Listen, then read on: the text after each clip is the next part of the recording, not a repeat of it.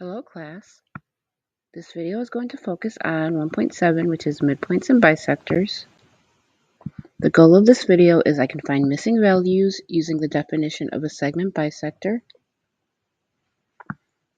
And you want to open your textbook to page 52 where you will begin to take notes. So we are going to start with example 4 on page 52, which is find missing coordinates. So we want to find the coordinates of point A if point P is 3, 1/2. Is the midpoint of segment AB, and B has coordinates of 8, 3. So we have our midpoint formula that we used in the last video. So x1 plus x2 over 2, y1 plus y2 over 2. And this time, though, they give us the midpoint. So this 3, 1, this is our midpoint, MP, midpoint. And then they also give us one of the coordinates. So we're going to say that this is x1, y1. Okay, and then for our midpoint, I'm just going to label it x and y. Okay, so we are going to use the midpoint formula, but we need to substitute our midpoint value for x and y and for m. And we're going to separate our x's and our y's. So I'm going to start off with just the x values. So my x value for my midpoint is 3 equals, and I'm going to take just the x section. So x1 I have is 8. x2 is what I'm trying to find. And then over 2. Okay, so now we're going to solve this equation for x. So I'm going to start by multiplying both sides by 2. Then I have 2 times 3, which is 6. And then on the other side, 2 divided by 2 is 1. And I'm left with 8 plus x2. And now I'm going to subtract 8 from both sides. And 6 minus 8 is negative 2. And that is equal to x2.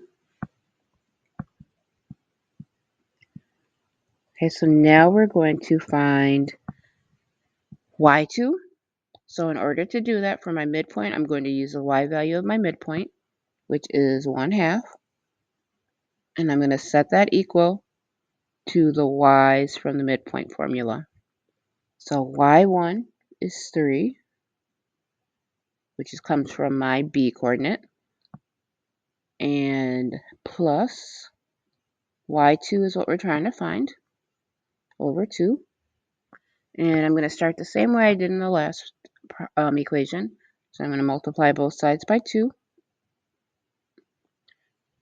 And on the left side, I have 2 times 1/2, which is just 1. And then on the right side, these 2's are going to cancel out, and I'm left with 3 plus y2. And then I can solve. I'm going to subtract 3 from both sides. 1 minus 3 is negative 2. And then y2 equals negative 2. Okay, so we have our point now. We have x2 is negative 2, y2 is negative 2. And I'm just going to write that as a point. So point A is equal to negative 2, negative 2.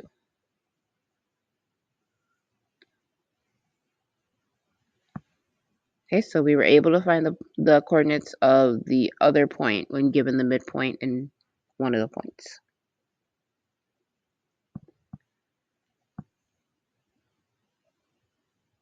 Okay, so this is just a check. So we took our answer. Our answer was negative 2, negative 2, and we graphed it down here. And we're just checking to make sure that the two segments created are about the same. And if it looks like they're about the same, then our answer is probably good.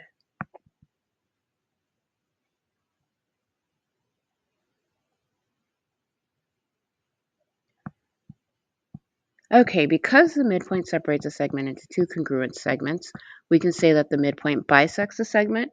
Any segment, line, plane, or point that bisects a segment is called a segment bisector.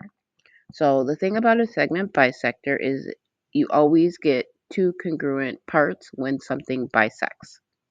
So if I have a segment here, so let's call this segment AB, and if C is a bisector, that means that AC is congruent to CB.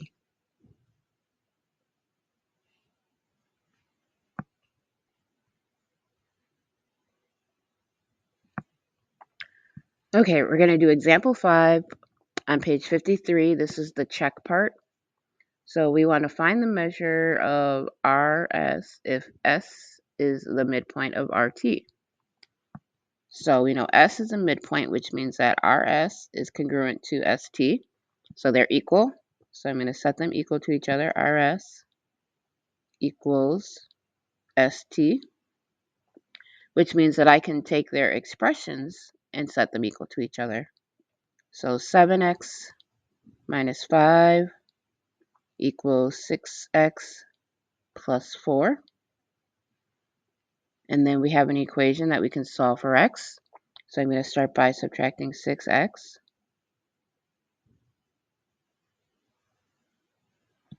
And then 7x minus 6x is just x.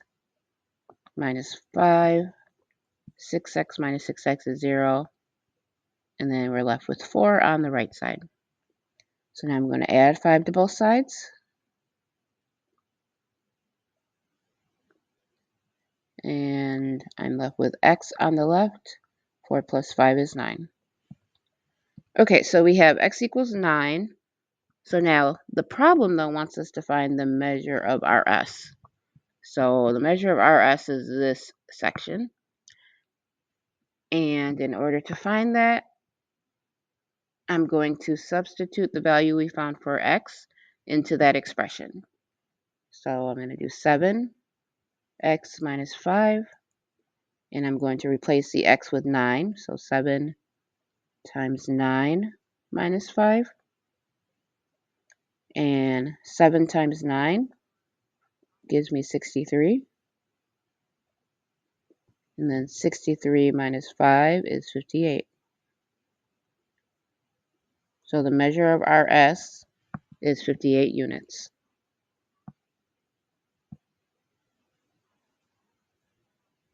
Okay, last example, we're going to do example 6. This is on page 54.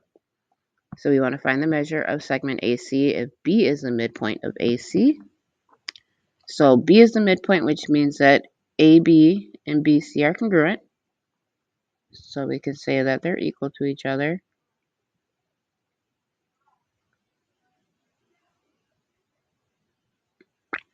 Okay, so that means I can say that 5x minus 3 is equal to 2x plus 9. And then I'm going to solve for x. So I'm going to subtract 2x on both sides. 5x minus 2x is 3x. Minus 3 comes down.